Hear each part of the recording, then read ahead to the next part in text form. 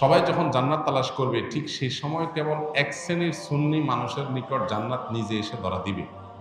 ইসলামের আলোকে বিস্তারিত জানতে চাই, কোথেকে এসব পান আপনার আল্লাহ জানে। জান্নাত নিজে এসে ধরা দিবে, জান্নাতের ঠেকা পড়ছে। জান্নাতটা তো মায়ের হাতের মোয়া, হ্যাঁ, মামুর ভাইয়ের আবদার, যেটা নিজে এসে ধরা দিবে। যেখানে নবীজি আল্লাহর কাছে দোয়া করতেন, আল্লাহুম্মা ইন্নী আসআলুকাল জান্নাহ, আল্লাহ আপনার কাছে আমি জান্নাত চাই, ওমা কাররাবা ইলাইহা মিন কাওলিন ওয়া আমাল, এবং সে আমলের তৌফিক চাই যে আমল করলে জান্নাতের কাছে যেতে পারবো, যে আমলটা জান্নাতের কাছে নিয়ে যাবে। এটা দোয়া করছেন কে? নবীজি সাল্লাল্লাহু আলাইহি ওয়াসাল্লাম। আল্লাহুম্মা ইন্নী আসআলুকাল জান্নাতা ওয়া মা কাররাবা ইলাইহা মিন কাওলিন ওয়া আমাল। আল্লাহ, সেই কথা, সেই কাজ আপনি আমাকে করান, সেই কাজের পথে আমাকে গাইড করেন, সেই কাজগুলো করার তৌফিক দেন যেগুলো করলে জান্নাতের কাছে আমাকে নিয়ে যাবে। তাহলে নবীজি সাল্লাল্লাহু আলাইহি সাল্লাম জান্নাতের কাছে যাওয়ার জন্য চেষ্টা করছেন, আর এদের কাছে নাকি জান্নাত নিজে এসে ধরা দিবে।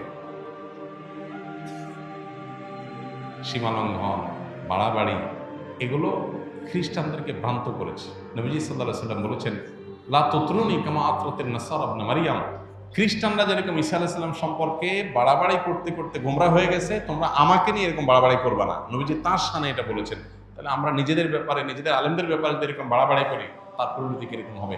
নবীজি সাল্লাল্লাহু আলাইহি সাল্লাম তাকে নিয়েও বাড়াবাড়ি করতে নিষেধ করেছেন, তার মর্যাদা বলতে গিয়ে সীমা ছাড়াইতে নিষেধ করছেন। সেখানে এখন নিজেদের ব্যাপারে মর্যাদা বলতে গিয়ে এই পর্যায়ে চলে যায়, তাহলে কোথায় যাবে? অনেক ভাইরা আছেন বিবেক খরচ করেন না জিনিসগুলো, যে ধরনের কথা, অনেক গর্হিত কথা, হ্যাঁ, বিশেষ করে ধারণা করে কোনো মন্তব্য করা।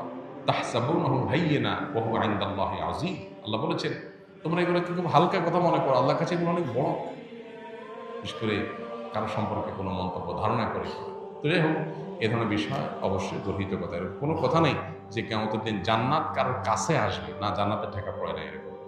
সবাই জান্নাতে যাওয়ার জন্য পাগল করা থাকবে, লালায়িত থাকবে, ব্যাকুল থাকবে, অস্থির থাকবে, পেরেশান থাকবে। নবী রাসূলগণ আল্লাহ রাব্বুল আলামিনের কাছে কিয়ামতের দিন অনেকেই সন্ত্রস্ত থাকবেন, পেরেশান থাকবেন। বিভিন্ন হাদিস দ্বারা সেটা বোঝা যায়।